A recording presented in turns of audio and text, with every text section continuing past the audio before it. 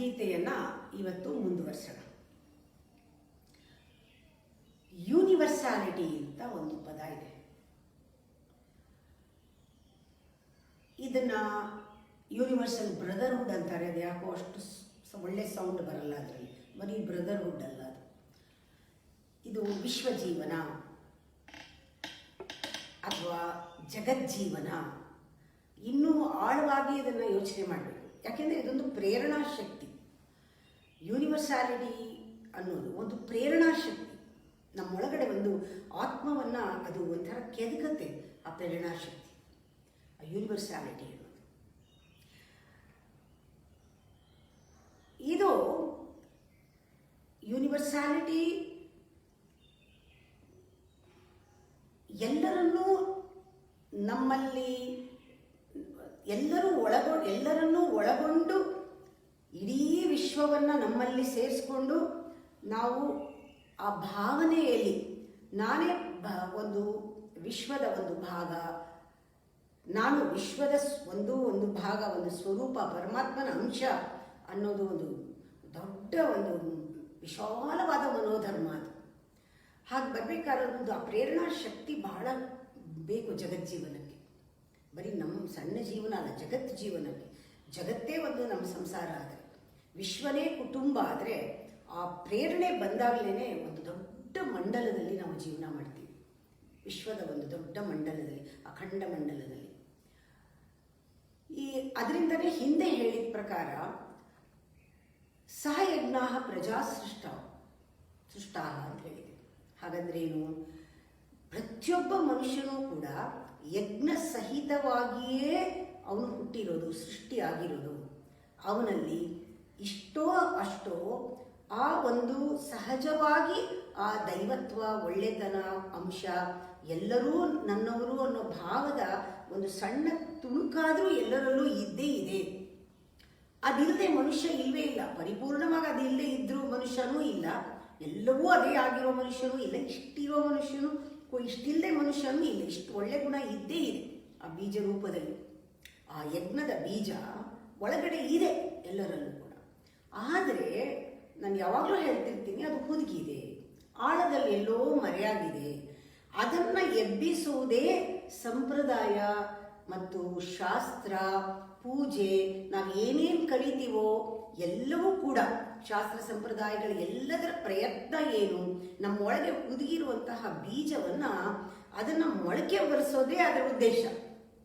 ಅದನ್ನು ನಾವು ಎಷ್ಟು ಜನ ಸಂಪ್ರದಾಯ ಪದ್ಧತಿಗಳನ್ನು, ಪೂಜಾ ಪದ್ಧತಿಗಳನ್ನು ಏನೇ ನಾವು ಮಾಡ್ತೀನಿ ಅಂತ ಅಂದ್ಕೊಂಡು ಬಹಳ ನಿಷ್ಠೆಯಿಂದ ಮಾಡಿದ್ರು ಕೂಡ ನಮ್ಮ ಉದ್ದೇಶ ಅದಾಗಿರಬೇಕು, ಇಲ್ಲದೇ ಪ್ರಯೋಜನ ಆಗೋದಿಲ್ಲ. ಅದಕ್ಕಾಗೇ ಸಂಪ್ರದಾಯಗಳಿರೋದು. ಅದರ ಪ್ರಯತ್ನವೇ, ಅದರ ಉದ್ದೇಶವೇ ನಮ್ಮಲ್ಲಿ ಪ್ರೇರೇಪಿಸಿ ಆ ಮಲಗಿರುವಂತಹ, ಸುಪ್ತವಾಗಿರುವಂತಹ ಆ ಯಜ್ಞ ಬೀಜವನ್ನು ಕೊಡುವಂತಹ, ಸೇರಿಸಿಕೊಳ್ಳುವಂತಹ, ಎಲ್ಲರಲ್ಲೂ ಒಂದಾಗುವಂತಹ ಆ ಬೀಜವನ್ನು ಪ್ರಚೋದನೆ ಮಾಡೋದಕ್ಕೆ ಇರುವುದು. ಆ ಯೂನಿವರ್ಸಾಲಿಟಿ ಅನ್ನೋದು ನಮ್ಮ ಸ್ವಭಾವವಾಗಬೇಕು. ಆ ಜಗಜ್ಜೀವನ ಅನ್ನೋದು ಸ್ವಭಾವ. ಅದರಿಂದ ಆ ಒಂದು ಸ್ವಾರ್ಥ ತ್ಯಾಗ ಅನ್ನೋದನ್ನು ಪೂಜೆ ಅಂತ ಹೇಳ್ತಾರೆ. ಯಜ್ಞವಾಗಲಿ, ಒಂದು ಸಂಪ್ರದಾಯ ಏನೇ ನೀವು ಮಾಡಿದರೂ ಕೂಡ ಅಲ್ಲಿ ಸ್ವಾರ್ಥದ ತ್ಯಾಗವಾಗಿ ಸಮಸ್ತ ಜಗತ್ತಿಗೆ ಹಿತವನ್ನು ಕೊಡುವಂತಹ ಭಾವ ಬರಬೇಕು. ನಾನು ಏನೇ ಸಣ್ಣ ಕೆಲಸ ಮಾಡಿದ್ರೂ ಕೂಡ ಅದು ಲೋಕಕ್ಕೆ ತಲುಪಬೇಕು, ಸಮಸ್ತ ಜನರಿಗೆ ಹಿತ ಆಗಬೇಕು, ಸರ್ವರಿಗೂ ಸಂತೋಷ ಆಗಬೇಕು, ಎಲ್ಲ ಕಡೆನೂ ಒಳ್ಳೆಯದಾಗಬೇಕು ಅನ್ನೋ ಭಾವನೆ ಪ್ರತಿಯೊಬ್ಬನಿಗೂ ಬರಬೇಕು. ಆಗಲೇ ಈ ದೇವತೆಗಳ ದೈವಿಕ ಶಕ್ತಿಯ ಒಂದು ಶಕ್ತಿ ಏನಿದೆ ಅದಕ್ಕೊಂದು ಸಹಕಾರವನ್ನು ನಾವು ಕೊಟ್ಟ ಹಾಗೆ, ಅದೇ ಪರಮಾತ್ಮನ ನಿಜವಾದ ಸೇವೆ. ಅದನ್ನೇ ಪರಮಾತ್ಮ ನಮ್ಮೆಲ್ಲರಿಂದ ಬಯಸುವುದು ಕೂಡ. ನಾವು ದೈವಿಕ ಶಕ್ತಿಗಳಿಗೆ ಒಂದು ಸಹಕಾರ ಕೊಡೋದು ಹೇಗೆ ಅಂದರೆ, ಅವು ಮಾಡ್ತಾ ಇರೋ ಕೆಲಸದಲ್ಲಿ ನಮಗೆ ನಾವು ಒಂದು ಕೈ ಕೊಟ್ಟ ಹಾಗೆ, ಒಂದು ಸಹಕಾರ ಕೊಟ್ಟಂಗೆ ಅದಕ್ಕೆ. ಅದು ಜಗಜ್ಜೀವನದ ಲಕ್ಷಣ, ಅದು ಜಗಜ್ಜೀವನ. ಯಾಕೆ ಅಂದರೆ ಈ ಒಂದು ಸಹಕಾರ, ಈ ಜಗಜ್ಜೀವನ ಅನ್ನೋದು ನೆನ್ನೆ ಮೊನ್ನೆ ಪ್ರಾರಂಭ ಆಗಿರೋದು ಹೊಸ ಒಂದು ದೊಡ್ಡ ಒಂದು ಆದರ್ಶವಲ್ಲ. ಇದು ಆದಿಯೋಗಿ, ಮಹಾಯೋಗಿ ಪರಮೇಶ್ವರನ ಸಂಕಲ್ಪ, ಮಹಾಸಂಕಲ್ಪ ಇದು. ಸೃಷ್ಟಿಗೆ ಮುಂಚೆ ಸೃಷ್ಟಿಗೂ ಆದಿಯಲ್ಲಿ ದೇವತೆಗಳೆಲ್ಲರೂ ಕೂಡ ದೈವಶಕ್ತಿಗಳು ದೇವತೆಗಳೆಲ್ಲರೂ ಸೇರಿ ಸೃಷ್ಟಿಯ ಆದಿಯಲ್ಲಿ ಪಂಚಮಹಾಭೂತಗಳಾದ ಈ ಅಗ್ನಿ ವಾಯು ಪೃಥ್ವಿ ಜಲ ಇದನ್ನೆಲ್ಲ ಪಂಚ ಮಹಾಭೂತಗಳನ್ನು ತಮ್ಮ ಸ್ವವಿಹಿತ ಕರ್ಮದಲ್ಲಿ ವಿನಿಯೋಜಿಸಿ ಆ ಯೋಗೇಶ್ವರನನ್ನ ಆದಿಯೋಗಿಯನ್ನ ಆರಾಧನೆ ಮಾಡಿದ್ದಾರೆ. ಇದನ್ನ ಪ್ರಥಮ ಯಜ್ಞ ಅಂತ ಕರೀತಾರೆ. ತಮ್ಮ ತಮ್ಮ ಕೆಲಸ ಕರ್ತವ್ಯದಲ್ಲಿ ಮಹಾಪಂಚಭೂತಗಳನ್ನು ಬಳಸಿಕೊಂಡು ಆರಾಧನೆ ಮಾಡಿದ್ದಾರೆ. ಅದೇ ಮೊದಲನೇ ಯಜ್ಞ. ಆ ಯಜ್ಞವನ್ನ ನಾವು ಏನೇ ಕೆಲಸ ಮಾಡಬೇಕಾದ್ರೂ ಜ್ಞಾಪಿಸ್ಕೊಳ್ಬೇಕು. ದೇವತೆಗಳೆಲ್ಲರೂ ಕೂಡ ಮಾಡಿದ ಯಜ್ಞದ ಕೆಲವು ನಿಯಮಗಳಿದೆ. ಆ ಯಜ್ಞ ಮಾಡಿದಾಗ ಪರಮೇಶ್ವರ ಕೆಲವು ನಿಯಮಗಳನ್ನು ಅವರಿಗೆ ಕೊಡ್ತಾನೆ. ಸೃಷ್ಟಿ ಶಕ್ತಿಗಳಿಗೆ ನಿಯಮಗಳನ್ನು ಕೊಡ್ತಾನೆ. ಆ ನಿಯಮಗಳನ್ನು ಯಾರು ಉಲ್ಲಂಘಿಸದೆ ಮಾಡ್ತಾರೋ ಅದು ಧರ್ಮ. ಇದರ ಧರ್ಮ ಕಾರ್ಯಗಳು ಯಾವುದು? ಪರಮಾತ್ಮನ ನಿಯಮದಂತೆ ದೇವತೆಗಳು ಸೃಷ್ಟಿ ಶಕ್ತಿಗಳು ಎಲ್ಲವೂ ನಡ್ಕೊಳ್ತಾ ಇದೆ, ಉಲ್ಲಂಘಿಸದೆ ನಡ್ಕೊಳ್ತಾ ಇದೆ. ಅದೇ ರೀತಿ ನಮ್ಮ ಪ್ರತಿಯೊಂದು ಕರ್ಮದಲ್ಲೂ ಕೂಡ ನಾವು ಆ ಪರಮೇಶ್ವರನ ಆ ಒಂದು ಸಂಕಲ್ಪ ಏನಿದೆ ತಿಳ್ಕೊಂಡು ಅವನ ಕಾರ್ಯ ಯಾವ ರೀತಿ ನಡೀತಾ ಇದೆ, ದೇವತೆಗಳೆಲ್ಲ ಹೇಗೆ ಅದನ್ನ ಅವರು ಪಾಲಿಸ್ತಾ ಇದ್ದಾರೆ, ಅದೇ ನಿಯಮಗಳನ್ನ ಡಿವೈನ್ ರೂಲ್ಸ್ನ ನಮ್ಮ ರೂಲ್ಸ್ ಆಗಿ ಮಾಡಿಕೊಂಡು ಉಲ್ಲಂಘನ ಮಾಡದೆ ನಾವು ನಡೆಸ್ಬಿಟ್ರೆ ಅದಕ್ಕಿಂತ ಬೇರೆ ಧರ್ಮ ಇಲ್ಲ. ಇದೇ ಧರ್ಮ. ಅದಕ್ಕೆ ಹೇಳು ಸ್ವವಿಹಿತ ಧರ್ಮ ಆಚರಣೆಯೇ ನಿಜವಾಗ್ಲೂ ಧರ್ಮ. ಸ್ವವಿಹಿತ ಕರ್ಮಗಳ ಆಚರಣೆ ಮಾಡುವುದು ಧರ್ಮ. ನಮ್ಮ ಕರ್ತವ್ಯವನ್ನು ನಾವು ಮಾಡುವುದು ಧರ್ಮ. ಇದೇ ನಿಜವಾದ ಡ್ಯೂಟಿ ಅಂತಾರೆ. ನಾವು ಅದನ್ನು ಬಹಳ ನನ್ನ ಕರ್ತವ್ಯ ನಾವು ಮಾಡಿದೆ ಅಂತ ನಿಲ್ಲಿಸ್ಬಿಡ್ತೀವಿ. ಅದು ನಿಲ್ಲಿಸಿದ್ರೆ ಅದು ನಿನ್ನ ಕರ್ತವ್ಯ. ನೀನು ಕರ್ತವ್ಯವನ್ನು ನೀನು ಮಿಸ್ಅಂಡರ್ಸ್ಟ್ಯಾಂಡ್ ಮಾಡ್ಕೊಂಡಿದ್ಯಾ. ನಿಜವಾದ ಕರ್ತವ್ಯ ಜಗಜ್ಜೀವನ, ನಿಜವಾದ ಕರ್ತವ್ಯ ಲೋಕದ ಹಿತ. ಇದನ್ನ ಮಹಾಕವಿಗಳು ಕೂಡ ಪ್ರಶಂಸೆ ಮಾಡಿದ್ದಾರೆ. ವಾಲ್ಮೀಕಿ ಆಗಿರ್ಬೋದು, ವ್ಯಾಸ ಆಗಿರ್ಬೋದು, ಇದನ್ನ ಪ್ರಶಂಸೆ ಮಾಡಿ ಯಾವುದು ಈಶ್ವರ ಮಹೇಶ್ವರನು ಕೊಟ್ಟಂತಹ ನಿಯಮ ಬರೀ ದೇವತೆಗಳಿಗೆ ಸುಮ್ಮನೆ ಆ ದಿನಕ್ಕೆ ಮಾತ್ರ ಕೊಟ್ಟಿದ್ದಲ್ಲ, ಇದು ಎಲ್ಲರಿಗೂ ಕೂಡ ಅನ್ವಯವಾಗತ್ತೆ. ಇದು ದೇವತೆಗಳ ಲೋಕ ಅಂತ ಬೇರೆ ಇಲ್ಲ, ಮನುಷ್ಯನ ಲೋಕ ಅಂತ ಬೇರೆ ಇಲ್ಲ, ಪ್ರಾಣಿ ಲೋಕ ಅಂತ ಬೇರೆ ಇಲ್ಲ. ಈ ಲೋಕವೆಲ್ಲ ಒಂದೇ ಲೋಕ. ಸ್ತರಗಳಲ್ಲಿ ವ್ಯತ್ಯಾಸ ಇರಬಹುದು. ಒಂದೇ ಲೋಕದಲ್ಲಿ ದೇವತೆಗಳೂ ಇದ್ದಾರೆ, ಮನುಷ್ಯರೂ ಇದ್ದಾರೆ, ಪ್ರಾಣಿಗಳೂ ಇದೆ. ಅದರಿಂದ ಇಲ್ಲಿ ಎಲ್ಲರಿಗೂ ಒಂದೇ ಸಮ ಅಂತ ಹೇಳಿ ವಾಲ್ಮೀಕಿ ಆಗಲಿ ವ್ಯಾಸರಾಗಲಿ ಮಹಾಕವಿಗಳೆಲ್ಲ ಈ ಧರ್ಮ ಇದೇ ಧರ್ಮ, ಈ ರೀತಿ ಲೋಕದ ಒಂದು ಚಿಂತನೆಯನ್ನ ಇಟ್ಕೊಂಡು ಮಾಡೋದೇ ಧರ್ಮ ಅಂತ ಪ್ರಶಂಸೆ ಮಾಡಿದ್ದಾರೆ. ಇದನ್ನು ಅಂದ್ರೆ ಇದನ್ನೇನು ಹೇಳ್ಕೋಬೇಕು ನಾವು? ಈಶ್ವರ ಸನ್ನಿಧಿ ಎನ್ನುವಂತಹ ಒಂದು ದೊಡ್ಡ ವಿಶ್ವದ ಗೂಡಲ್ಲಿ ಇವೆಲ್ಲವೂ ಸೇರ್ಕೊಂಡಿದೆ. ಎಲ್ಲ ಲೋಕವು ಎಲ್ಲವೂ ಕೂಡ ಸಮಸ್ತವೂ ಸೇರ್ಕೊಂಡಿರೋದನ್ನು ನಾವು ಕಲ್ಪನೆ ಮಾಡ್ಕೊಳ್ಬೇಕು. ಯಾರು ಬೇರೆ ಬೇರೆ ಅಲ್ಲ. ದೇವತೆಗಳು ಮಹೇಶ್ವರನ ಒಳಗೊಂಡು ದೇವತೆಗಳು ಎಲ್ಲ ಸೃಷ್ಟಿಶಕ್ತಿಗಳು ಪಂಚಭೂತಗಳು ಎಲ್ಲವೂ ಸಕಲವು ಎಲ್ಲವೂ ಒಂದೇ ಮನೆಯಲ್ಲಿ ಇರೋದು. ಆ ದೊಡ್ಡ ಮನೆಯೇ ವಿಶ್ವ. ಆ ವಿಶ್ವ, ಆ ಮನೆ, ಆ ಗೃಹ, ಆ ಜಗತ್ತು ನನ್ನ ಮನೆ. ನಾನು ಏನು ಮಾಡಿದ್ರೂ ಕೂಡ ನಾನು ಜಗತ್ತಿಗಾಗಿ ಮಾಡ್ತೀನಿ ಅನ್ನೋ ಭಾವ, ಅದನ್ನು ಪ್ರೇರಣೆ ಮಾಡೋದಕ್ಕೋಸ್ಕರ ಎಲ್ಲ ಯಜ್ಞಯಾಗಾದಿಗಳ ಅರ್ಥಗಳು ಕೂಡ ನಮಮ ಅಲ್ಲಿ ಸ್ವಾರ್ಥ ತ್ಯಾಗವೇ ಬಹಳ ದೊಡ್ಡ ಉದ್ದೇಶ. ಅದರಿಂದ ನಾವು ನೋಡ್ಕೋಬೇಕು, ದೇವತೆಗಳಿಗೆ ಸಹಕಾರ ಆಗತ್ತೆ ನಾವು ಮಾಡಿದಾಗ. ಈ ಲೋಕ ಒಂದೇ. ಇವಾಗ ಹೇಗೆ ದೇವತೆಗಳು ನಮಗೆ ಎಲ್ಲ ಮಳೆ ಬೆಳೆ ಎಲ್ಲ ಕೊಟ್ಟು ಸೌಭಾಗ್ಯವನ್ನು ಕೊಟ್ಟು ಎಲ್ಲವನ್ನ ಅನುಭವಿಸೋ ಹಾಗೆ ಮಾಡ್ತಾ ಇದ್ದಾರೋ, ನಾವು ಅದಕ್ಕೆ ವಾಪಸ್ ನಾವು ಯಾವ ರೀತಿ ಸೇವೆಯನ್ನ ಆ ಪರಮಾತ್ಮನು ಮಾಡಿಕೊಟ್ಟ ವ್ಯವಸ್ಥೆಯಲ್ಲಿ ನಾವು ಆ ಅವಕಾಶವನ್ನ ಬಳಸಿಕೊಂಡು ನಾವು ಮಾಡುವ ಧರ್ಮವೇ ಕರ್ಮವೇ ನಿಜವಾದ ಸತ್ಕರ್ಮವಾಗತ್ತೆ. ಇನ್ಯಾವುದೂ ಸತ್ಕರ್ಮವಾಗುವುದಿಲ್ಲ. ಹೀಗೆ ಸೇವೆ ಮಾಡೋದು. ಹೀಗೆ ನಮಗೆ ಮತ್ತು ದೇವತೆಗಳಿಗೆ ಈ ಪ್ರಜೆ ಮತ್ತು ದೇವತೆಗಳಿಗೆ ಯಾವ ಕನೆಕ್ಷನ್ ಇದೆ, ಅದೇ ರೀತಿ ನಾವು ಕೂಡ ಪ್ರಾಣಿಗಳ ಜೊತೆನೂ ಅದೇ ರೀತಿ ಒಂದು ಸಹಾನುಭೂತಿ, ಪ್ರೀತಿ, ಅನುಕಂಪ ಇದನ್ನೆಲ್ಲ ತೋರಿಸೋದು ಕೂಡ ಸಹಜವೇ ಆಗುತ್ತೆ. ಇವೆಲ್ಲ ಒಟ್ಟು ಸೇರಿ ಜಗಜ್ಜೀವನ. ಅದರಿಂದ ನಾವು ತಿಳ್ಕೋಬೇಕು, ಈ ಒಂದು ಕರ್ಮ ಅನ್ನೋದಿದೆಯಲ್ಲ ಅದು ಬಹಳ ಆಳವಾಗಿ ಅರ್ಥ ಮಾಡ್ಕೊಳ್ಬೇಕು. ಕರ್ಮಯೋಗದಲ್ಲಿ ಕರ್ಮ ಸ್ವಾತಂತ್ರ್ಯ ಇದೆ, ಇದಕ್ಕೆ ಫ್ರೀಡಮ್ ಇದೆ. ಕರ್ಮಕ್ಕೆ ಒಂದು ಸ್ವಾತಂತ್ರ್ಯ. ಯಾವ ರೀತಿ ಸ್ವಾತಂತ್ರ್ಯ? ನೀರಿನಂತಹ ಸ್ವಾತಂತ್ರ್ಯ. ನೀರು ಅದಕ್ಕೆ ಬಣ್ಣ ಇಲ್ಲ, ವರ್ಣ ಇಲ್ಲ, ಅದಕ್ಕೆ ವಾಸನೆ ಇಲ್ಲ, ಅದಕ್ಕೊಂದು ಆಕಾರ ಇಲ್ಲ. ನೀರು ಎಲ್ಲೆಲ್ಲಿ ಹರಿಯತ್ತೋ, ಯಾವ ನೆಲದಲ್ಲಿ ಹರಿಯತ್ತೋ ಆ ನೆಲದ ರುಚಿ ಅದಕ್ಕೆ ಬರುತ್ತೆ, ಆ ನೆಲದ ವಾಸನೆ ಅದಕ್ಕೆ ಬರುತ್ತೆ, ಆ ನೆಲದ ಬಣ್ಣ ಅದಕ್ಕೆ ಬರುತ್ತೆ. ನೀರು ಎಲ್ಲೆಲ್ಲಿ ಹರಿದಾಗ ಯಾವ್ಯಾವ ರುಚಿಗಳನ್ನು ತೆಗೆದುಕೊಂಡು ಯಾವ್ಯಾವ ಬಣ್ಣಗಳಲ್ಲಿ ನಮಗೆ ಕಾಣಿಸುತ್ತೋ, ಯಾವ್ಯಾವ ವಾಸನೆಯಲ್ಲಿ ಕಾಣುತ್ತೋ, ಆದರೆ ನೀರಿಗೆ ವಾಸನೆ ಬಣ್ಣ ಏನೂ ಇಲ್ಲವೋ ಹಾಗೆ ಕರ್ಮಕ್ಕೆ ಯಾವ ರೀತಿಯ ಲೇಪವೂ ಇಲ್ಲ. ಕರ್ಮ ಅಂದರೆ ಕರ್ಮ, ಕರ್ಮ ಎಲ್ಲರಿಗೂ ಉಂಟು.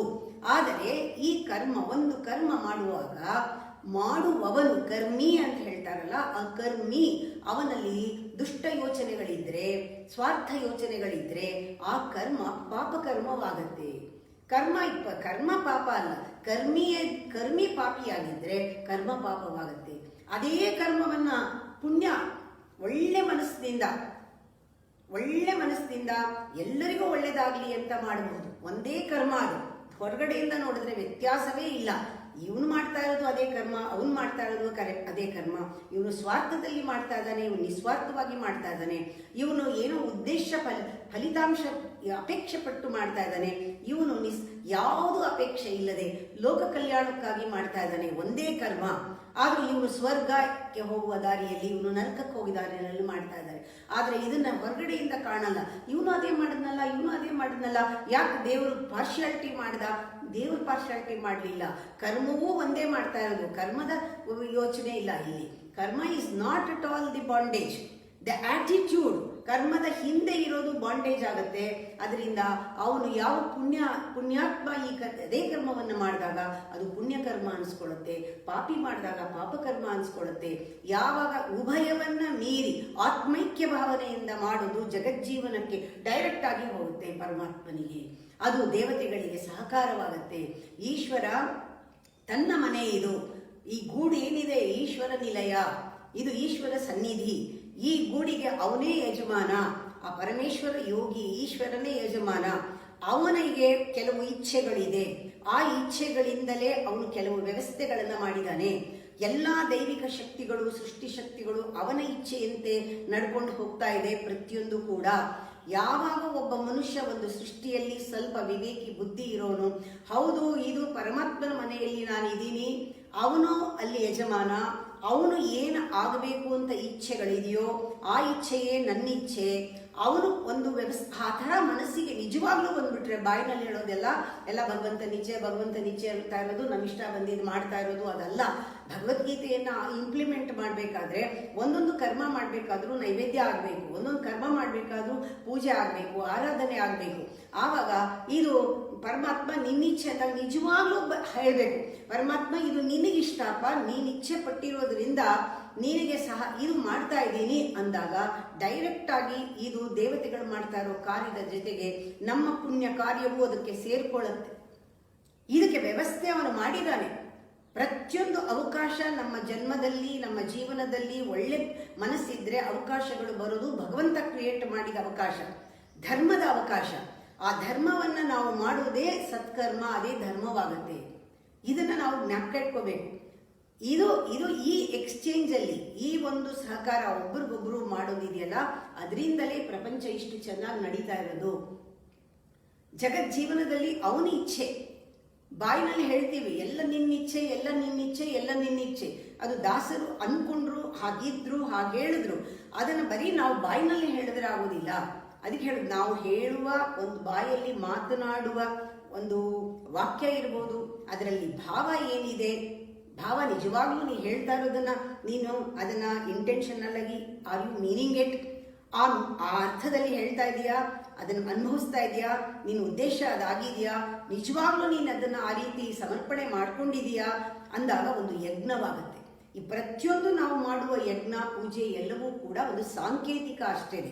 ಅದನ್ನ ನಾವು ತಿಳ್ಕೊಳ್ಳದೆ ಇದ್ರೆ, ಹೌದು ಈ ಯಜ್ಞ ಸಂಪ್ರದಾಯ ಎಲ್ಲವೂ ಕೂಡ ನನ್ನನ್ನು ಉದ್ಧಾರ ಮಾಡಕ್ಕೆ, ನನ್ನೊಳಗಡೆ ಬೀಜಾನ ಮೊಳಕೆ ಬರೋ ಹಾಗೆ ಮಾಡಕ್ಕೆ, ನನ್ನನ್ನ ವಿಕಾಸ ಮಾಡೋ ಹಾಗೆ ಮಾಡಕ್ಕೆ, ನಾನು ಒಂದು ಚೌಕಟ್ಟು ಹಾಕೊಂಡು ಯಜ್ಞ ಮಾಡಿದ್ರೆ, 4 ಗೋಡೆ ಮಧ್ಯೆ ಯಜ್ಞ ಮಾಡಿದ್ರೆ, ನನಗೋಸ್ಕರ ಅಂತ ಮಾಡಿದ್ರೆ, ಈ ಮನೆಗೋಸ್ಕರ ಅಂತ ಮಾಡಿದ್ರೆ, ಅದೇನು ಅಷ್ಟೊಂದು ಫಲ ಸಿಗೋ ಮಟ್ಟಕ್ಕೆ ಕಾಣೆ ಅದು.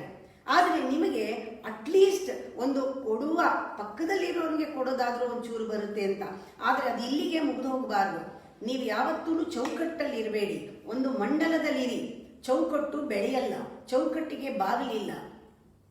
ಸೂರ್ಯ ಇರಬಹುದು ಆದರೆ ಬಾಗಿಲಿಲ್ಲ. ಅದರಿಂದ ವಿಶಾಲವಾಗಿ ಹರಡಬೇಕಾದ್ರೆ ನೀವು ಕೇಂದ್ರವಾಗಬೇಕಾಗಿರೋದು ಒಂದು ಮಂಡಲವನ್ನ. ಆ ಮಂಡಲ ಅನ್ನೋದು ಹರಡ್ಕೊಂಡು ಹರಡ್ಕೊಂಡು ಹರಡ್ಕೊಂಡು ಹೋಗ್ತಾ ಇರುತ್ತೆ.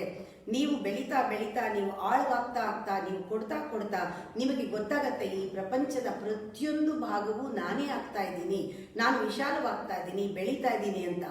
ಈ ಒಂದು ಈಶ್ವರನ ಸನ್ನಿಧಿ ಅನ್ನೋ ಮಂಡಲ ಏನಿದೆ, ಈ ಗೂಡು, ಆ ಗೂಡಲ್ಲಿ ನಾವು ನಿಜವಾಗ್ಲೂ ಬಹಳ ಒಂದು ಸೌಖ್ಯವಾಗಿ, ಸುಖವಾಗಿ, ಆ ಪರಮಾತ್ಮನ ಒಂದು ಪ್ರೊಟೆಕ್ಷನ್ನಲ್ಲಿ ಪರಮಾತ್ಮ ಕಾಪಾಡ್ತಾ ಇರ್ತಾನೆ ಯಾವಾಗಲೂ ಅನ್ನೋ ಭಾವನೆಯಲ್ಲಿ ಆನಂದವಾಗಿ ನಾವು ಇರ್ಬೋದು.